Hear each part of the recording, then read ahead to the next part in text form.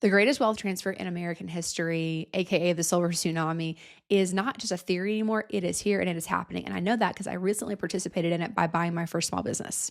I see tons of people talking about the concept of buying boring businesses. You have Cody Sanchez, who has become incredibly famous for, Main Street Millionaire. You also see people talking all about how the Silver Tsunami is going to affect so many different parts of our economy, particularly small businesses. But all of this is really targeted at a W-2 employee or somebody who hasn't owned a small business before. I see very few people talking to entrepreneurs, startup founders, and current business owners about these opportunities. I think the future of entrepreneurship is going to be buying businesses, not starting them. I also believe that culture is going to shift from, startup world to business acquisition world. Here's why I'm doing this, taking advantage of this moment, and how you can too. Okay, let's first break down just a few important facts about the Silver Tsunami. First of all, the Silver Tsunami does not just affect small businesses. It is a categorical economic phenomenon around boomers retiring, and it's going to affect all kinds of parts of our economy. It's going to affect so many different things. But specific to small businesses, right now, 40 to 50% of small businesses are owned by boomers. That means that millions of businesses over the next decade or so, as they are retiring, are going to either be sold, transitioned, or will just close up shop altogether if they don't have any way to transition them. A lot of boomers are not prepared for this. Maybe they thought their child, their grandchild, whoever they could pass their business down to, but we're seeing way less of that for, decades and decades. For generations, we saw that people would just, pass down small businesses to their family and they would stay in the family for generations. That's not really happening nearly as much anymore. So a lot of boomers are not prepared for this. And in fact, 10,000 boomers are retiring per day right now. So you can see not all of those are small business owners, obviously, but there's going to be a ton of volume in the market. You couple that with the fact that small businesses, especially when business owners are unprepared for a sale, it kind of sneaks up on them and they realize like, oh, I'm ready to retire and I don't really have a transition plan here. 20 to 30% of those businesses, when they go up for sale, are not successfully sold. Now, what's interesting about all of this is there is so much opportunity. We're talking about over $10 trillion in businesses and assets that boomers currently have that need to go somewhere. So you've probably seen, again, the concept buying boring businesses, the Silver Tsunami, taking advantage of small businesses. There's a lot of other great creators that talk about this, but they're always talking to people who haven't owned small businesses before, in my opinion. That's what I kind of generally see. That's where it seems to be targeted.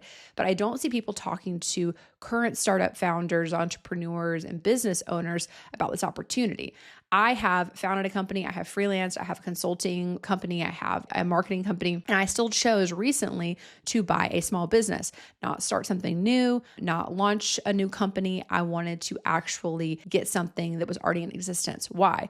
Well, some of the biggest benefits of this kind of like process and this way of being is you already have current cash flow, you have built-in customers, you might have like localized reputation or notoriety, you have systems, you have employees, you have operations that have already been existing. It's not plug and play by any stretch. Of course, buying a small business is difficult, just like starting a new one is. It's just a different kind of thing, but there's so much upside to it, especially when we have an economy like we do right now. Being able to bet on a more sure thing, nothing's a sure thing, of course, but something that's already shown experience, it's shown the ability to be viable, especially over several years, is so much more appealing right now. And it's why I chose to do this over starting something else. And I think a lot of founders that want to increase revenue streams, want to increase income, want to have another challenge even to take on. But the idea of starting another company for me was just like, oh, I don't have that in me right now. And I also too, like as an entrepreneur, as a founder, you kind of need to have an idea that you're super jazzed about and you're really excited about. And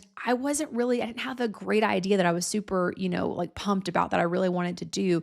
It was more about, I wanted to take on something that hadn't been big or great and make it better. And that's the really, really cool part about small business acquisition. And is why I chose to go this path, because so many of these small businesses, and I'll read off a list to you. These are the most common ones that we're seeing like come up for sale that can be good options. Cleaning companies, that's what I purchased. HVAC, plumbing, landscaping, different sorts of agencies, but think more, like home services type things. Pest control, manufacturing can be one. I'm seeing logistics and transportation come up a lot too, local service businesses. These are almost always really poorly marketed, really poorly thought about from a digital presence and perspective. They don't usually have much automation around them. They don't usually streamline their operations very well. They, launched these businesses 20 or 30 years ago, and they're doing things the exact same way that they've always done it. And so in my experience, the company I just bought, it's actually exchanged hands twice now from a retired boomer owner. The business has been around for over 10 years. It was a boomer owner who sold the cleaning company to a small investment group. They brought in a little bit of technology around it, made it a little easier. Everybody was just like writing checks and cash and stuff before. We use the software Jobber. They implemented that. People actually pay by credit card now. There's a system, there's an app you can use. You're getting automated text to know when your cleaner's coming. Just creating some technology around it, a little bit of streamlined process. They didn't work super hard to grow it. It was kind of something that they wanted to organically let happen. But I saw it as an opportunity that, okay, the bones are there. It has a really good reputation in the area of Northeast Atlanta that we serve. It's got a pretty steady client base. Cash flow is pretty decent. And there's a lot of upside because the technology has already been implemented. I don't have to do that legwork because that's a lot that's been done, but I can just take it and run with it. I can streamline some things. I can make some operations better. There were some, employee pieces I thought I could make better, and there's been no marketing around it whatsoever. So I took all of that and was like, this is a great opportunity. It was also very much within my budget, and I really felt like it was something that I could grow. That was so much more exciting to me personally than trying to come up with my next big idea and try to launch something from scratch. This was just a better opportunity. I think there's so many founders who could benefit from the same kind of concept. And you can take it, and my background's in marketing, so I wanted to buy something that I felt like had been marketed really poorly and that I could take and run with. But depending on where you're at and what your expertise is in, you could find a business that has done another piece of that business, not in a strong way, and make it stronger with your own expertise instead of having to start something completely from scratch.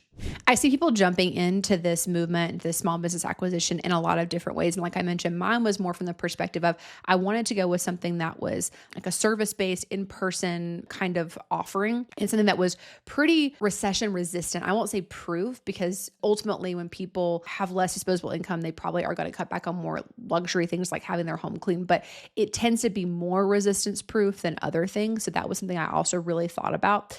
But I think the other piece of it is I went with something that had a gap that I felt like I could fill with my expertise and my experience.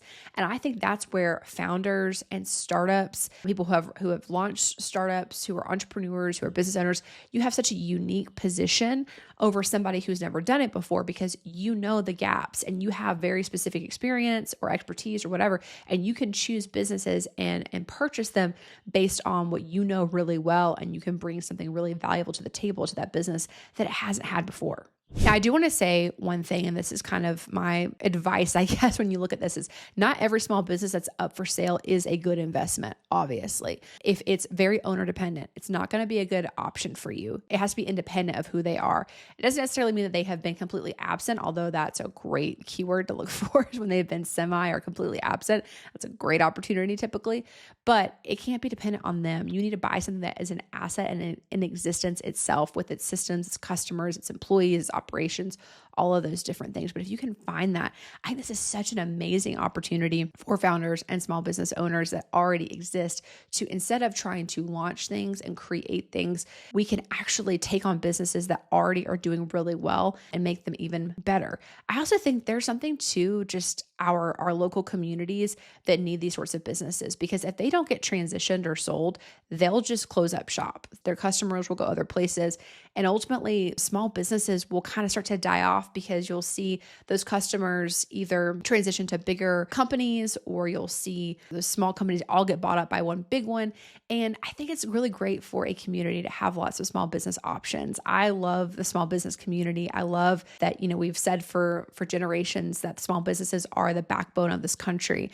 But if we don't buy them and retain them and make them better and keep them in existence, that will go away. That will die. And ultimately, I don't think it's good for our economy. I don't think it's good for our country. I don't think it's good for our local community. So there's even more to it here than just buying businesses and making money and increasing your revenue streams and things like that. For small business owners and founders and entrepreneurs that really care about these things, there's a more important element to this that I think we can actually make a difference in keeping keeping the small business community and just the localized businesses alive. I share all of this because I already have skin in the game. I am literally doing this and I'm planning on doing it again in probably 6 to 9 months. I want to purchase another business once I kind of get this one under my belt, get it rolling, get it growing where I want. I would like to do this again. And I think it's just a really cool opportunity for so many people. And I don't see, again, like I said, I don't see people talking about it to people who are already kind of in a like entrepreneur, founder, startup, small business owner world. And I think it could be a really cool thing to see a lot of founders who already know how to run businesses, who already know how to optimize them, already know how to grow them, taking on these small businesses and making them even better, both for your own career, life, business, revenue, and as well for the local communities that they serve. So I am really, really passionate about taking advantage of this moment. It, again, is like this incredible wealth transfer that we have the opportunity to take advantage of and get to own, more of our slice of the pie of the small business world, if you will. So if you're interested in learning more about how I'm doing this, I have several videos already out talking about, kind of start to finish, how I decided to buy a business, what the process was, how I chose it, more in depth, all those different pieces. And I'll be continuing this series. It's kind of my diary of small business acquisition, sharing what I'm seeing, the trends I'm seeing, what I'm learning. I don't have it all figured out. I'm a first timer. I don't have tons of experience on this, but I'm kind of fumbling my way through learning. And so if you're interested in doing the same thing, especially if you are a current business owner, entrepreneur, or founder, I would love to have you follow along. I'd love to hear your thoughts if you're considering this, kind of what you're seeing in the marketplace. And I'll see you next time.